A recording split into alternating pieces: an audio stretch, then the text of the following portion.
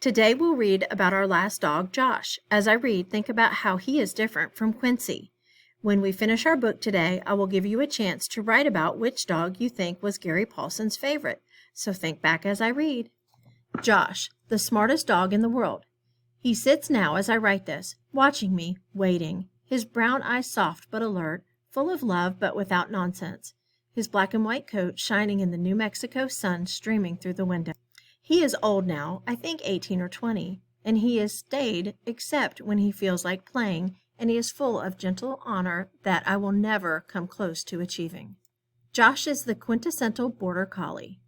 In many circles, that would be all that needed to be said. He has all the traits of border collies. He is loving, thoughtful, wonderfully intelligent, frighteningly so at times, and completely and totally devoted to the person he views as his master. And yet, somehow, in some way, he is different. Perhaps that is true of all border collies, that they really are different, that they key in to the person they are with. And since all people are different, all border collies are different. I recently gave a border collie pup to a friend who lives in a city. Contrary to popular belief, they do not need to run all the time. And the dog, she named Maddox, after the incredible pitcher for the Braves, has keyed into her life to the point where he has to help her carry her mail, has to help her open envelopes, has to have coffee and a bagel each morning with her, has to be with her wherever she is in the house, has to greet people at the door. He monitors all the street activity and reports anything he thinks is odd and protects her from the evil monster that lives in the vacuum cleaner, and he's only a pup. But there is more with Josh. He is real. No more than that, he is a person. I do not think in my heart that he is a dog. When I'm riding with him in my truck and he sits next to me looking out the window, I can speak to him. Say, look at that nice lawn, or they have a sale on fence at the lumber yard. And he will look and sometimes, I swear, turn back to me and nod. Once while driving to get a submarine sandwich, I took my baseball cap off at a stoplight and jokingly put it on Josh with the bill backward and put a pair of sunglasses on him. I know people shouldn't dress dogs, but I was more a friend fooling around with a friend and told him, "You look cool, man." He looked at me and put his right front leg up on the ledge of the open window and kept the cap and glasses on, though he could have shaken them off easily, and really did look cool, caught in the moment, play acting with me. And when we pulled up to the drive-through window at the sub shop, I said my friend and I would like a turkey sub.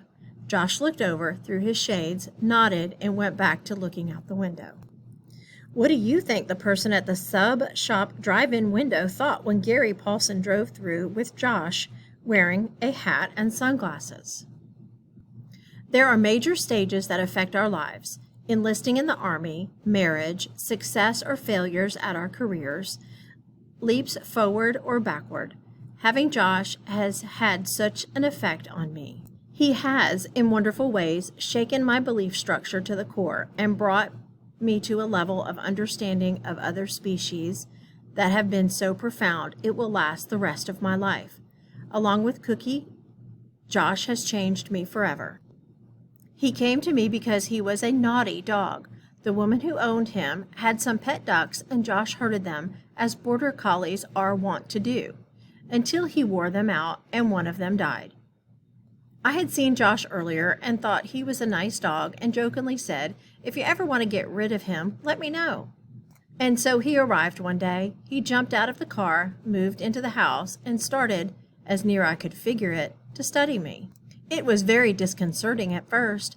I would catch him at all times, watching me, watching every move, studying everything I did or said.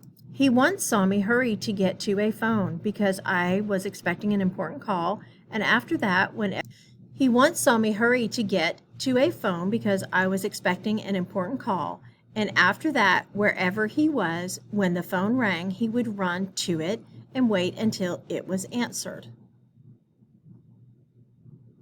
He saw me, just once, put on a Stetson, go outside to saddle my mare, and head out to ride fence. The next time I put the Stetson on. He ran to the front door, slammed open the screen, lopped to the corral, cut my mare away from the other horses, and brought her to the gate, holding her there until I came to saddle her. Once every 9 days, we get the flow of water in the communal irrigation ditch. The process is rather involved. I must walk to the head of the ditch and open the valve, then move ahead of the water as it pours down the ditch and clean out brush and debris with a rake. When the water gets to the smaller ditches that run to the apple tree or the pecans, these side ditches must be fully cleared of leaves and grass before the water can run to the next side ditch, and so on for 7 side ditches.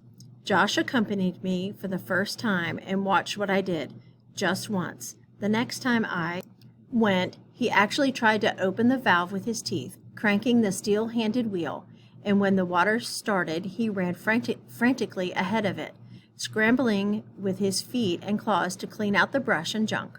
He went to each side ditch, one after the other, to clear it out carefully and make certain the water was running correctly, then on to the next ditch. I stood leaning on the rake, my mouth hanging open. Josh had actually figured it out quicker than I had the first time. And when the last ditch was running and too much water was coming, flooding out over the end, Josh studied the situation for a moment, then dug a cross ditch that made the water circle back into the ditch.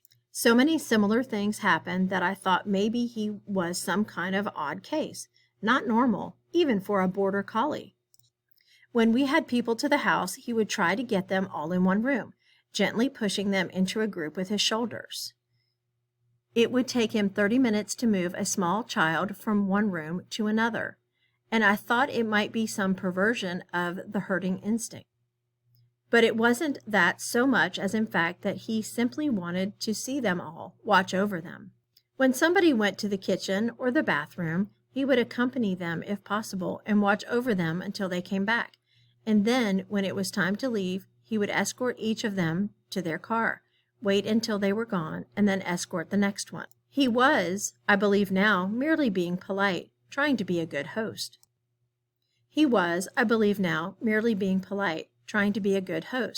Understand that I've had hundreds of dogs and loved them, and, I hope, been loved by them. And I've been in God knows how many different kinds of situations with them, but I never, ever seen anything like Josh. I half expected him to come out of the kitchen with a tray saying, "Canapes, anyone?" I thought I should learn if he really was unique, and so one summer 4 years ago, I went to the International Border Collie Field Trials in Sheridan, Wyoming. It was absolutely astonishing. Had I not seen it myself and somebody written of it in a book, as I'm trying to do now, I do not think I would have believed it. A man would stand in one place and send a dog out half a mile to where some sheep stood, and following whistles and sometimes gestures, the dog would bring the sheep back through gates, around in a circle by the man, then into a small holding pen, all without making a sound and without ever biting, called gripping, or touching a sheep, using only eye contact and body language. That was incredible enough, but another thing was in some ways more incredible, and that was the behavior of the dogs themselves. I have been to sled dog races where there were hundreds of dogs, and if 2 or 3 of them got loose, which inevitably happened, there would be an uproar, barking and snarling, and most often fights or attempted fights. The dogs had to be kept tethered and watched closely. All the collies were loose. There were hundreds of them, and I never saw a leash or a pen, nor did I ever see a fight or even hear a bark. It was a hot summer day, and a large stock tank had been brought in and filled with water. As each dog finished his work, he or she would go to the tank, jump in, submerge until only eyes and nose showed, and stay that way for a few minutes until he had cooled down. Then he would jump out and catch up with his master, who was by then 100 yards off drinking lemonade and talking with other dog owners, and he would stop and sit by his owner's leg and look up and listen to the conversation. And they do listen all the time, to all talk.